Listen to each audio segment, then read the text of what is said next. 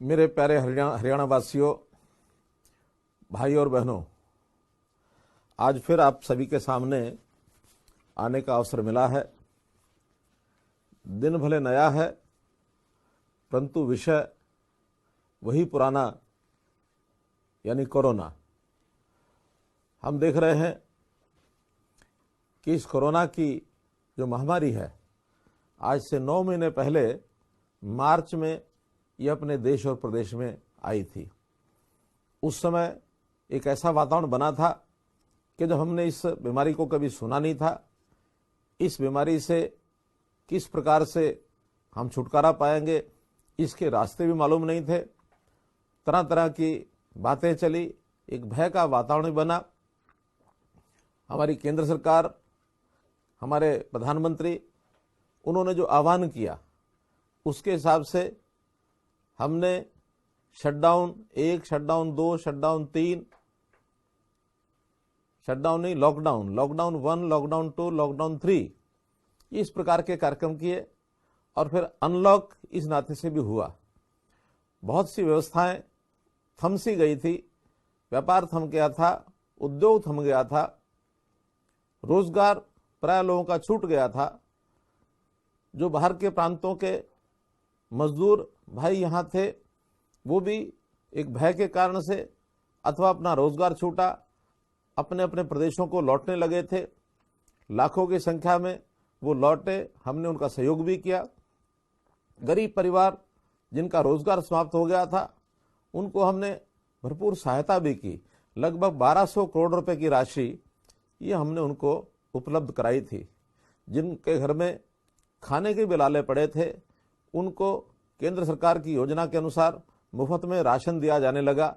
जिनके ration card नहीं थे, उनको डिस्ट्रेस राशन कूपन ये भी दिए गए। अस्पतालों में इलाज की सारी व्यवस्थाएं की गई, पर्याप्त बेड भी उपलब्ध कराए गए, टेस्टिंग शुरू हुई। ये सारे काम लगातार उस समय से अब तक चल रहे हैं। आशा करते थे कि जल्दी इसका जो प्रभाव है वो कम होगा, और एक समय ऐसा आया भी था हरियाणा में कि जितने लोग नए संक्रमित पॉजिटिव हो रहे थे, उससे ज्यादा ठीक भी होने लगे थे। और ये ठीक होने की हमारी जो गति है वो 93% तक भी पहुंची थी। लेकिन एकाएक बीच में एक साइकिल फिर बढ़ने का आया था, फिर ठीक होने का भी आया, और अब ये तीसरा चरण ऐसा अब इस समय 9 महीने के बाद हमको देखने को मिल रहा है कि फिर से कोरोना का प्रभाव ये बढ़ रहा है। जो संख्या कम होती नजर आ रही थी, वो बहुत ज्यादा बढ़ रही है। प्रतिदिन 2500 से 3000 तक भी लोग हरियाणा में पॉजिटिव आने लगे हैं। ये बहुत एक चिंता की बात है। हमको लगातार 9 महीने के इस अनुभव के बाद ये ध्यान में आया है कि हमें बहुत सावधानी पूर्वक, बहुत सतर्क होकर के इस लड़ाई को लड़ना पड़ेगा। और इस लड़ाई को लड़ने के लिए हमें हर वो सावधानी जो हमको बताई जाती है उसको हमको करना होगा। किसी प्रकार की जो लापरवाही है वो हमको करनी नहीं है। यदि हम कोई भी लापरवाही करेंगे तो उसके दुष्परिणाम होंगे। हम कोई भी चाहते नहीं कि हम इसको भोगना पड़े। क्या आप चाहेंगे कि हमको टेस्ट में जा करके और टेस्ट कराने के बाद पॉजिटिव आ जाए? क्या आप चाहेंगे कि हमको घर छोड़ करके और अस्पताल में 15 दिन 20 दिन के लिए वहां जा करके और अस्पताल रहना पड़े, हमको ये तकलीफ सहनी पड़े? क्या आप चाहेंगे कि हमारे घर का कोई भी सदस्य वो कोरोना से पॉजिटिव आ जाए? क्या आप चाहेंगे कि हमारे समाज का कोई भी व्यक्ति अपनी जान जो है वो गंवा बैठे? हम स्वाभाविक है, हमारा उत्तर है कि नहीं। अगर इसको नहीं चाहते हैं तो फिर हमको कुछ सावधानी बरतनी होगी। आज सावधानी बरतने के लिए हम कोरोना से अछूते कैसे रह सकते हैं? हमको मास्क के पहनने की आवश्यकता है। मास्क सब लगा करके रखें। हमको 2 गज की दूरी ये जो बताई गई है इसको सदैव बनाकर रखना है।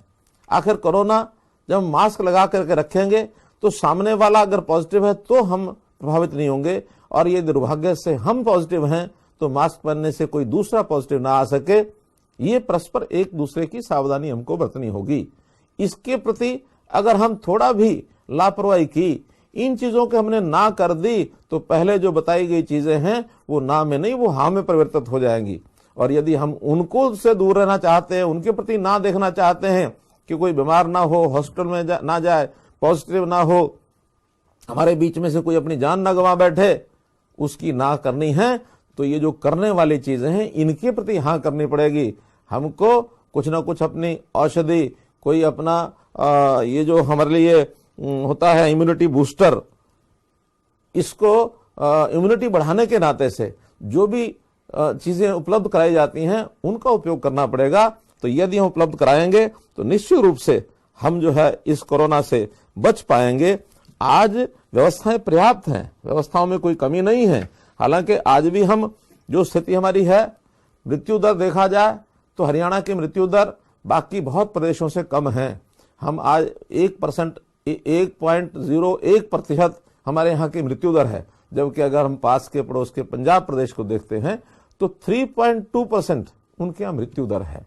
हमारी रिकवरी रेट वो आज भी 90% है, वो कम नहीं है। आज हमारे टेस्ट जो हैं प्रतिदिन लगभग 35,000 टेस्ट ये प्रतिदिन हो रहे हैं। यदि हम कुल हरियाणा की आबादी को देखें तो अभी तक लगभग 12.5% लोगों का टेस्ट जो है वो हो चुका है, अर्थात 32 लाख लोग टेस्ट हो गए हैं। पिछले दिनों में जो हमारे यहाँ सीरो टेस्ट हुआ, उस सीरो टेस्ट में भी ध्यान में आया कि 14% लोग जिनका भी टेस्ट भी नहीं हुआ तो भी वो कोरोना पॉजिटिव होकर के अपने आप नेगेटिव हो गए हैं, वो ठीक भी हो चुके हैं। ऐसी आबादी लगभग ये 35 लाख है। तो ये अपने आप भी यानी जो पॉजिटिव होते हैं बिना टेस्ट के, बिना पॉजिटिव, बिना हॉस्पिटल जाए हुए, वो ठीक भी हो रहे हैं और बहुत बड़ी आबादी हो गई है। अब इसमें एक एक व्यक्ति की बजाय हर परिवार में ऐसा लगता है कोई ना कोई व्यक्ति अब पॉजिटिव या तो हो गया है या इस समय पॉजिटिव होगा या होकर के ठीक हो गया होगा, क्योंकि लगभग यानी 14% आबादी का मतलब यह है हर 7 व्यक्तियों में से एक व्यक्ति या तो पॉजिटिव होकर के ठीक हो गया या आज पॉजिटिव है। तो ये घर घर के अंदर पहुंच चुका है। कोई एक समय था कि हम अपने दरवाजे बंद रख करके इस कोरोना को अंदर घुसने से बचा सकते थे, लेकिन अब देश अब तक चैनल को बंद करके और हम इसको बचा पाएंगे। अगर बचाना है तो फिर अपने आप को व्यक्तिगत रूप से इसको बचाना पड़ेगा। हम सरकार की ओर से प्रयत्न कर रहे हैं कि आपको ज्यादा से ज्यादा यानी मास्क ये उपलब्ध कराए जाएं। मैंने डिपार्टमेंट को कहा है कि अगले दिनों में 1 करोड़ मास्क ये हमको लेकर के और जनता को उपलब्ध कराने चाहिए। हमने अपील भी करनी है अपने आप को भी, अपने परिवार के लोगों को भी, अपने साथियों को भी, आते जाते सब लोगों को मेरी तो अपील है कि 5-7 मास्क अपनी जेब में रखने चाहिए। जब भी कोई व्यक्ति सामने मिलता है मास्क नहीं पहना हुआ है तो बड़े प्रेम से उसको एक मास्क उपलब्ध कराना चाहिए कि भैया मास्क पहन के जाओ, क्योंकि ये कोई ऐसा विषय नहीं है कि केवल दंड से ठीक हो सकता है। हाँ, दंड भी दिया जाना ये अनिवार्य इसलिए है, कुछ लोग बार बार लापरवाही करते हैं। हमने पहनने वाले व्यक्तियों को 500 रुपए का दंड ये हमने किया है। कुछ लोगों ने सुझाव दिया कि दिल्ली में 2,000 रुपए का जुर्माना हो गया, आप भी करिए। मेरा कहना है कि हमको 500 या 2,000 से कोई ज्यादा अंतर पड़ेगा ऐसा मुझे नहीं लगता। मुझे लगता है कि अगर अपील हम करेंगे, सब एक दूसरे को कहेंगे, वातावरण ऐसा बनाएंगे तो फिर लोग मास्क पहनना चालू रखेंगे। मास्क पहनना अति अनिवार्य ये हमको करना चाहिए। हमारे यहाँ पिछले दिनों में स्कूलों में हमने देखा, क्योंकि एक बहुत बड़ा दबाव हमारे शिक्षा को लेकर के ऐसा बना हुआ था कि शिक्षा में, क्योंकि ऑनलाइन शिक्षा की पद्धति शुरू की गई, लेकिन ऑनलाइन शिक्षा की पद्धति से हर विद्यार्थी ऑनलाइन शिक्षा से लाभान्वित नहीं हो सकता। बहुत ऐसे विद्यार्थी हैं जिनके पास उस प्रकार के साधन नहीं है, उन परिवारों के अंदर इतने साधन नहीं है। तो उसी में से ये ध्यान में आया कि बच्चों को स्कूलों के अंदर पढ़ाया जाए। और जब स्कूल खोलने का हमने ऐलान किया, बच्चे वहाँ 9वीं 10वीं 11वीं 12वीं के जब उन्हें बुलाए और आते हुए उनको आने से पहले जब उनका टेस्ट लिया गया तो बड़ी संख्या में विद्यार्थी वो पॉजिटिव संक्रमित निकले। अध्यापक वो निकले तो चिंता हो गई हमको। तुरंत हमने उसको 30 तारीख तक स्कूलों को बंद करने का ऐलान कराना पड़ा कि 30 तारीख तक नहीं करेंगे। और इसके बाद भी यदि स्कूल खोलेंगे तो उन विद्यार्थियों को जब वो घर से चलते हैं, अपने मोहल्लों से चलते हैं, वहीं उनका टेस्टिंग कराएंगे और टेस्टिंग करा करके उनको और तब विद्यालयों में लाएंगे, ताकि किसी विद्यालय में एक किसी छात्र के कारण से बाकी छात्रों को नुकसान ना भुगतना पड़े, ना झेलना पड़े। ये हमको सब करना है। तो आखिर हर जगह, चाहे विद्यालय है, चाहे हमारे घर हैं, चाहे हमारे बाजार हैं, चाहे हमारे काम करने के अन्य स्थान हैं, कार्यालय हैं, सब जगह पर हमको ये सावधानी बरतनी पड़ेगी। आज विषय आता है कि दोबारा से लॉकडाउन किया जाए।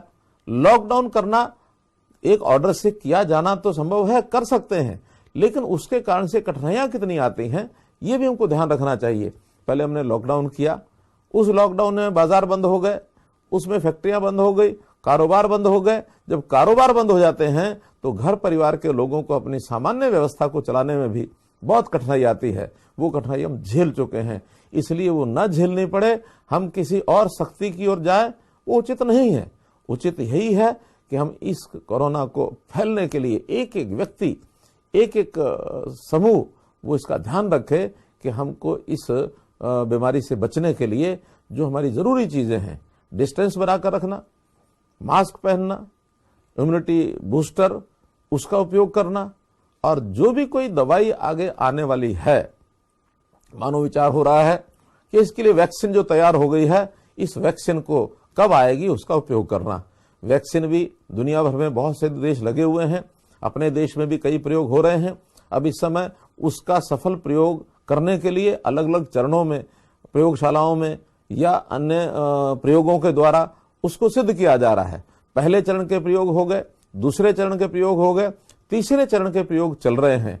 और मुझे ये बात बताते हुए आपको खुशी हो रही है कि जब तीसरे चरण के प्रयोग मनुष्यों के ऊपर उसको जब सुचारू रूप से आगे चलाने की बात आई, क्योंकि दोनों प्रयोग बहुत सफल हुए हैं, तो तीसरे प्रयोग में मुझे खुशी इस बात की कि हमारे स्वास्थ्य मंत्री श्री अनिल विज स्वयं उन्होंने उस प्रयोग को अपने ऊपर कराया है, ताकि लोगों को विश्वास बैठे कि इस वायरस, इस वैक्सीन के द्वारा जो ये वायरस नहीं आएगा, हम कोरोना से पीड़ित नहीं होंगे। तो ये प्रयोग अब लगातार चल रहा है। कुछ महीनों के बाद ये भी संभव है कि जो वैक्सीन है वो बड़ी मात्रा में उपलब्ध हो और सब लोगों को उस वैक्सीन का टीका लगे, ताकि ये कोरोना की इस बीमारी को, क्योंकि ये छूत की बीमारी है, महामारी है, दुनिया में फैली हुई है, इसको रोकने के लिए इस वैक्सीन का उपयोग भी हो सकता है। लेकिन जब तक दवाई नहीं तब तक ढिलाई नहीं। आखिर दवाई आएगी तब आएगी, उससे पहले कम से कम सावधानी बरतना ये बहुत जरूरी है। तो इन सब बातों को ध्यान में रखते हुए मैं आपसे अपील करता हूं, बार बार अपील करता हूं कि कोरोना का ये जो दोबारा से एक बड़ी मात्रा में, और खास करके जो एनसीआर एरिया है, इस एनसीआर एरिया के अंदर ये जो बढ़ते हुए केसेस आ रहे हैं, इससे अपने आप को बचाने के लिए हम सावधान हो जाएं। इलाज तो सरकार करा सकती है, सरकारी अस्पताल हैं, आज लगभग लेबोरेटरीज भी 46 हमारी जो लेबोरेटरीज हैं जिनके अंदर टेस्ट हो रहे हैं वो बनी हैं, और हमारे पास बेड्स की कोई संख्या नहीं है, 28 लैब हैं, हमारे पास 46,000 बेड्स हैं जो केयर सेंटर्स हैं उनके अंदर। और आज एक आह्वान और हमने किया था, वो था प्लाज्मा डोनेट करने का। हरियाणा में 5 प्लाज्मा बैंक बने हैं और उन 5 प्लाज्मा बैंक के अंदर इस समय तक 3,729 लोगों ने प्लाज्मा डोनेट किया है और 2,522 लोगों को वो प्लाज्मा चढ़ा करके उन मरीजों को ठीक भी किया जा चुका है। तो ये एक बहुत बड़ा आह्वान है। हम हर दृष्टि से, चाहे वो प्लाज्मा की बात हो, चाहे वैक्सीन की बात हो, चाहे इम्यूनिटी बूस्टर की बात हो, चाहे मास्क की बात हो, चाहे डिस्टेंस की बात हो, इन सब बातों का हम ध्यान रखें। ये अपील आज मैं आपसे इसलिए कर रहा हूं कि आने वाला समय थोड़ा कठिनाई का है। मैं फिर ये कहूंगा कि डरने की आवश्यकता नहीं, सावधानी बरतनी है, और अगर सावधानी बरतेंगे तो हम अपने उद्देश्य में सफल होंगे। एक विषय आपके सामने ये रखना है, जनता के सामने कई प्रकार के विषय जब अपील के नाते आते हैं